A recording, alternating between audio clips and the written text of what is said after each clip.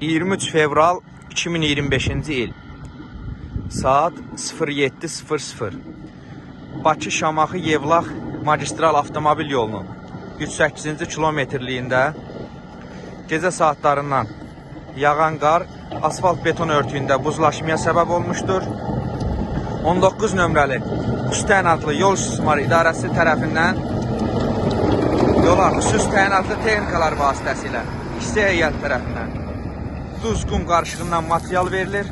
Hal-hazırda havanın temperaturu -7 dərəcədir. Avtonəqliyyatın gedişatında heç bir məhdudiyyət yoxdur. Gediş-gəliş tam açıqdır. Şamaxı Nəsimi Cavanı avtomobil yolu 5-ci kilometrdir. Asfalt örtüyünün buzdan və qardan təmizlənməsi aparılır. Qonaqkənd avtomobil yolu 10-15 santi qar müşahidə olunur. 19 nömrəli xüsusi təyinatlı yol istismarı idarəsi tərəfindən xüsusi təyinatlı texnikalar vasitəsilə yola duz məhlulu verilir.